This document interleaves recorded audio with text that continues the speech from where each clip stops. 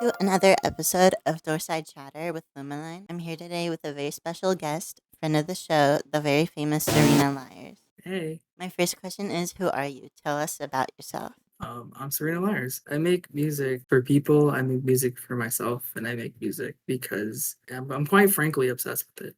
How has things changed for you since our last interview? I got a new haircut and I colored my hair. Definitely gave me a little bit of euphoria because I hadn't stepped into like a salon in a while. I also got better at music, I would say. Like I got decently better at music than I was last time. I think both things have happened for both of us. Not I think, I know. I know. Oh, Tell me about all your other music aliases. I used to have a bunch of old ones. There was one that was RKA themed and it was supposed to be like a quote unquote hyperflip account, but I never committed to it. And there was also my old Prada alias, but I went to just like everything just being under Serena Liars because I feel like it made more sense to just have better searchability.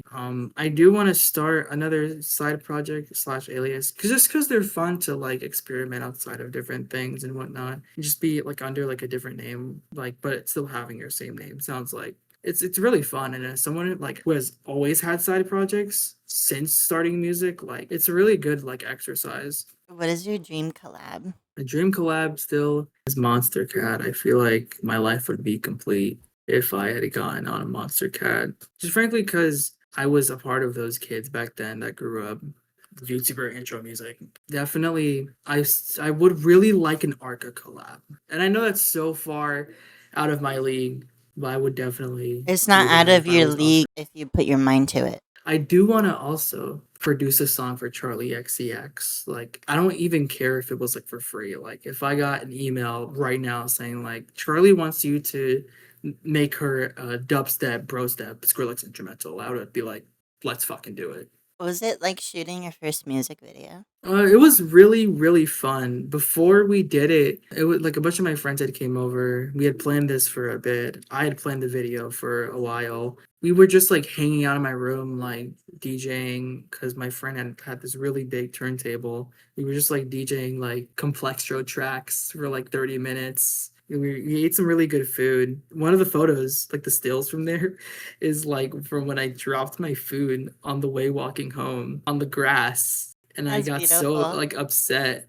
But my friends were like looking at it like, wait, stand next to the food and like we'll take a picture of you. And I was like, you guys are geniuses. Like it was so Best default Nintendo Wii app. I had a Wii when I was 3. I had Just Dance like 3 or something like I can't Just remember. Dance. Oh my But god. I know it's not like default, but it was like the one game that I would play, but it broke. So I never really got to fully experience the Wii, but I do like the meme makers because and this is coming from someone like who has had a 3DS mainly, like it's right here. My 2017 3DS. It's really beat up, but I would make these really stupid me's that like just have like horrible facial features and everything, and I would make them like really skinny and like, or make them like really short and fat, or like tall and skinny, like on some Slender Man shit. And I would give them like the most like just outrageous names, like fucking Dingleberry, Figglehorn. I had like pages upon pages like of these me's, and I think to this day, they're like the QR codes are still on my 3DS. Can you give me any hints about your next project?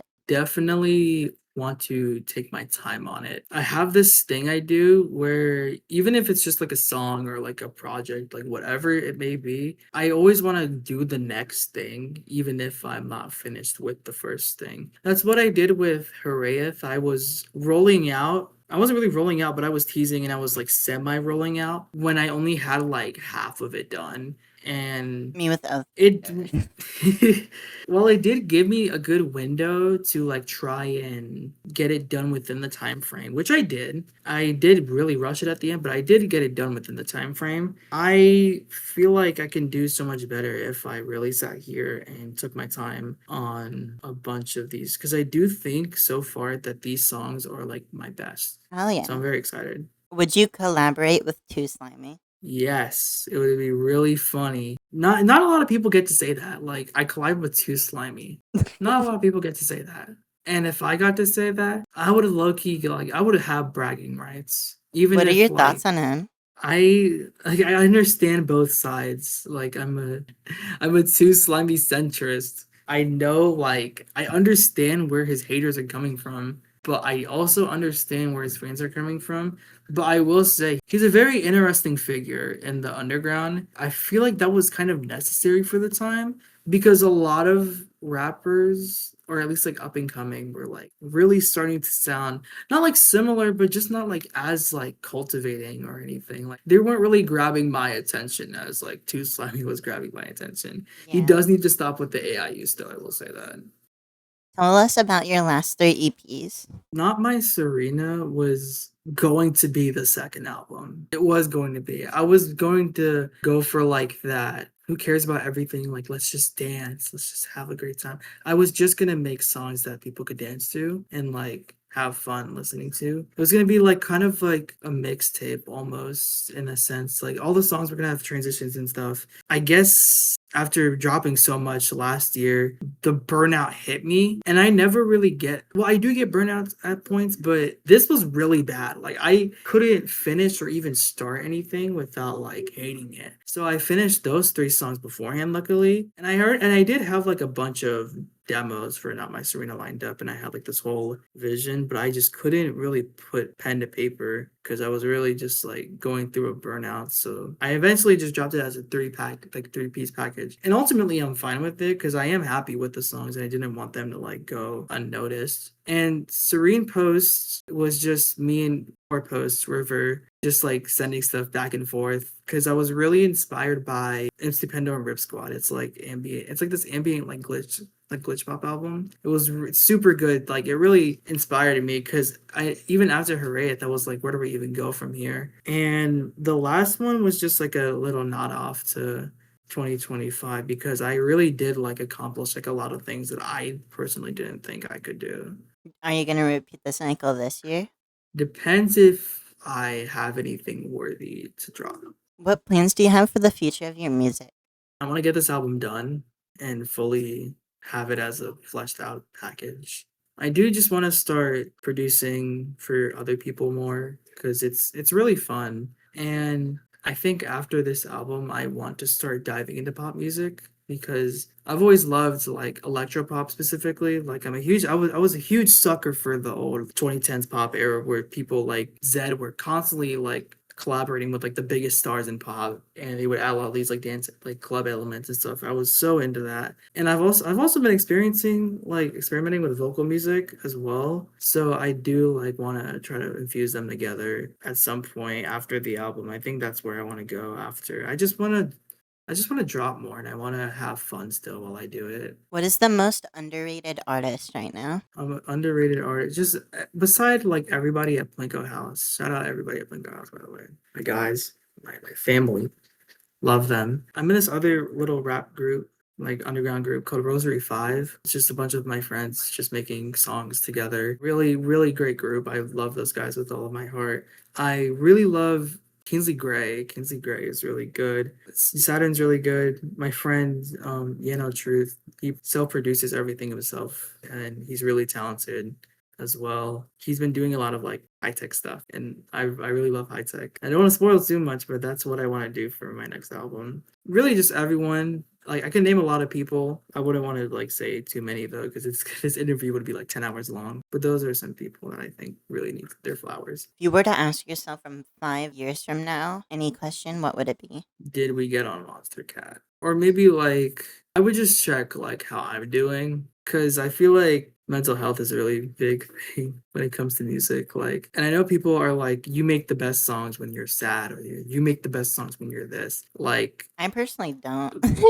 I make the worst music when I'm like depressed. Me too. So I try to like not do that. I guess the I would just ask if we were on Monster Cat or just like how are we doing in terms of music and like mentally just to make sure. What is your least favorite social media app? Twitter. I have Twitter. Like I have a main and a private, but I don't like posting on there. I really don't. Scrolling on there is even worse. I feel like my brain like genuinely decays away when I go on it. I only That and really like I use feel it like it's all because just like negative. It really is. It is a genuine place of hatred. I would say Discord's my second, but I can't lie. We're I like to dependent use on it. it. Dependent on it, yeah. So I'm gonna say my second one is still Amino. And while a lot of people have had really bad experiences with Amino, I personally didn't. I hate it because of what I was doing on there. I was doing like My Hero Academia, like role plays on there and whatnot. Like I was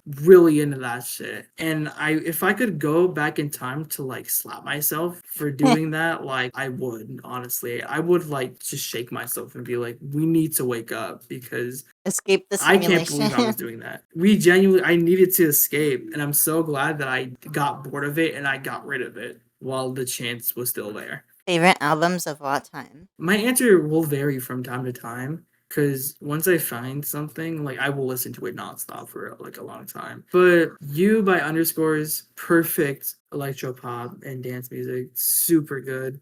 I've grown to like Revenge Seekers. I initially didn't like it beforehand, but I've grown to really, really like it. Arca's older ambient, like experimental works are my favorite from her. I think Mutant is like an incredible like album for what it was, and I don't think a lot of people pay attention to like her older works as much. Like the Kick series is excellent, but something about her older like works really like speak out to me. Is it weird that my favorite in the Kick series is the first one?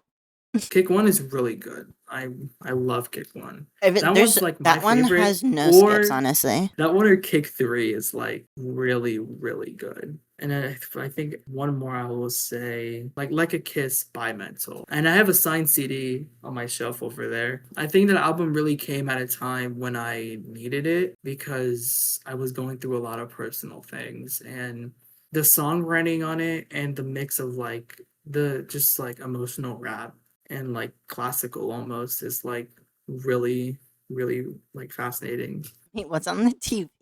Queso playing Granny. That's fire. You should Okay, keep that on. I low-key keep the TV on a lot for like background noise. I don't like it when it's too silent in my room. No, because I've actually watched Queso Granny series in like full. I'm I not have even to. I'm not joking. gonna lie. I watched it back to back to back, and like all the videos of each game is like 3 hours long this Bro, every summer. time the game glitches, it's so funny. It's the funniest thing ever. I remember when he was still like on the come up and he was like doing fucking Fortnite only up gameplays and he had like that shit internet, like portable internet for a while. That was when I first found him. I found him through TikTok. It was like this really old TikTok clip where his chat's like flaming him. And I remember couldn't stop laughing like the entire day at first. Like I first found it. Like this was like the funniest guy I'd seen in a minute. Now it's time for the special question. You have to ask me a question. Are you like informed on the Monster Cat classics? Or just like the EDM classics in general? It doesn't have to be Monster Cat related. The Skrillex EP. We all know what I'm talking about. Yes. The thumbs The one with scary monsters and nice sprites and kill everybody. yeah, Scary Monsters and Night Sprites. That's a classic. I fucking love that song. What was the name of it? It's Rock and Roll. We'll take you to the Yeah, mountain. yeah, yeah, yeah. That one is such a classic. They added that to Just Dance. I remember Oh playing my it on Just Dance. god. I was like, this is the pinnacle of life. Like this is really I'm living my life right now. Kid, I really fucked with the Dead Mouse shit, and I still go back to it. Deadmau5 is Those really albums good. with like the CGI, like the Yeah, like mouse. the seed, like the heads. Yeah, those are really like good as well. I was not really tapped into EDM like that. All the EDM I'm into now is very modern or like Makes from the sense. 90s. And that's like Makes sense. mostly my IDM shit. But yeah, I think that's all I can remember. What are yours? If we're talking like Monster Cat classics, Tristram's songs are really good. Like Till It's Over, such a classic. Nitro Fun, I love Nitro Fun so much. All of his biggest hits on Monster Cat, he made when he was like 14. And I was like, Dang. wow. Like I was really blown away. And just in general for EDM, the old Skrillex albums, forever classic. Dead Mouse, super good as well. I love, even if he has some opinions that I disagree with like gear and stuff, and just general opinions. Like his older works are really good. A guilty pleasure, Alan Walker. Not gonna lie, crazy guilty pleasure. I will admit, I've been recently going back to Alan Walker, just like revisiting all the older classics. Like Spectre is low key a good song, and I I think it was get just scared to admit that to overplayed. It people. was overplayed. It was really, especially with the newer memes and stuff like that used Alan Walker's music. Like they were really, oh, so I was getting sick of hearing it, but at the same time, like I'm glad people are still like making him relevant. Any shoutouts? Shout outs. Shout out Blanco House as always. Again, the family. Shout out Rosary 5. Shout out living 17 years on this planet. Every day is a blessing, even though I'm not religious. I'm Can't really speak 19. on that. I'm 1 year closer to Let's not being a baby anymore. just a baby. Shout out Monster Cat. Shout out just EDM. And shout out music. Love music. I think this is the thing that I will be doing for the rest of my life. And yeah. I just like tweaked out.